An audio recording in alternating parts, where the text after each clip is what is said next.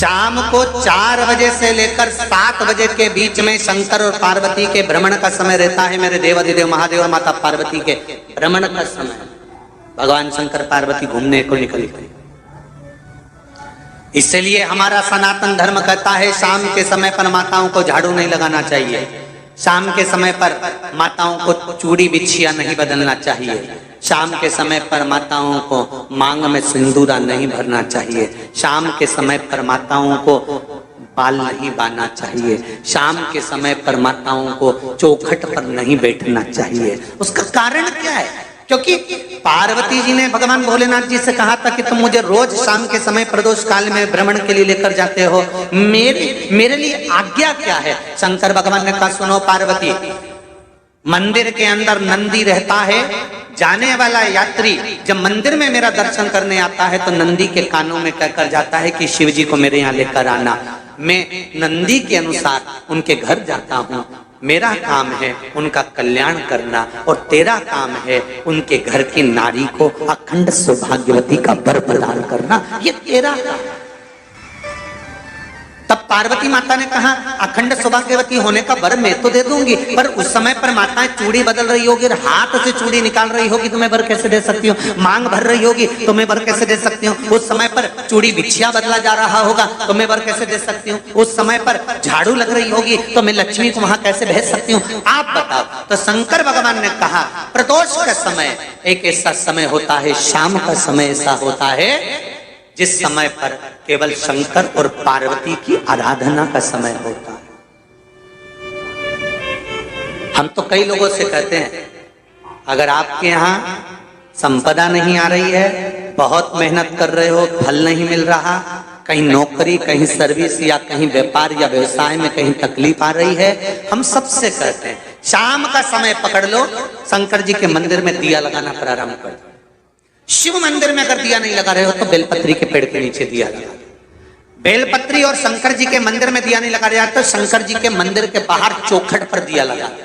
इतना भी नहीं कर सकते तो अपने घर के बाहर अपने द्वार पर दिया लगा दो, पर शंकर जी के नाम का श्री शिवाय नमस्तुभ्यम बोलकर शंकर भगवान को याद कर कर अपनी कामना कर कर बाबा का स्मरण कर कर पंचाक्षर मंत्र नमः शिवाय, षडाक्षर मंत्र ओम नमः शिवाय, द्वादशाक्षर मंत्र ओम नमो भगवते वासुदेवाय, जो मंत्र तुमको याद है उसका स्मरण कर कर लक्ष्मी हो चाहे नारायण हो चाहे राम हो चाहे कृष्ण हो स्मरण कर कर शाम के समय बाहर दिया लगा दो, दरवाजे के पास लगा दो। वो सुनेगा जरूर, आएगा तो उसका वेलकम जरूर होगा और वो कुछ देकर जरूर जाएगा। नियम तो बनाओ, उसकी चौखट पर जाकर कहना प्रारंभ।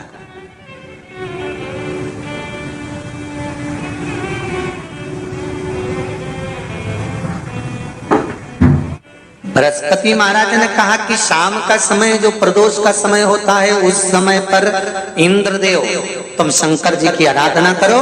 शिव आराधना से शंकर जी जो मार्ग प्रशस्त करेंगे, शिव आराधना से जो शंकर जी कहेंगे वो तुम करना, ठीक है? आराधना करी बाबा भोलेनाथ जी।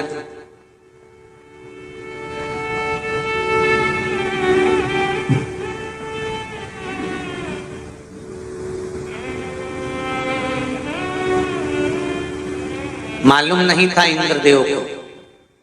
बृहस्पति महाराज ने प्रदोष की महत्वता समझाई तो प्रदोष का समय जानकर शंकर जी पर 7 बेलपत्र प्रदोष के दिन इंद्र ने समर्पित कर दी बिना सोचे। कितनी बेलपत्र? 7। प्रदोष का व्रत करो चाहे ना करो, मंदिर में चढ़ी हुई बेलपत्र को उठा लो,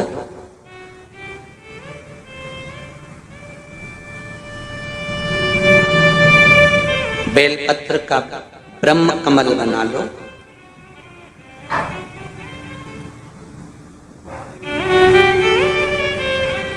ब्रह्म कमल का मतलब होता है डंडी बीच में रहे, आसपास पत्तियां रहे। 7 पत्ती का ब्रह्म कमल बनाकर, जैसे ये पत्तियां हैं एक जैसी रखी हुई हैं तो इसको फैला लिया 7 पत्ती को, आपस में फैलाकर ब्रह्म कमल बना लें। प्रदोष का व्रत करें ना करें, जरूरी नहीं है कि वृक्ष से ही पत्ती लेकर आओगे तो ही शंकर जी को चढ़ाओगे।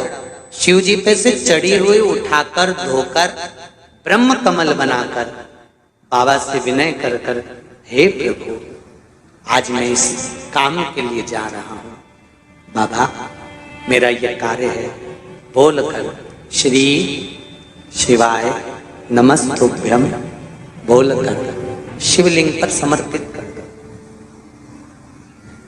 दिन भर के प्रदोष व्रत का फल बाबा एक बेलपत्री समर्पित करने पर ही प्रदान कर देता है। शिव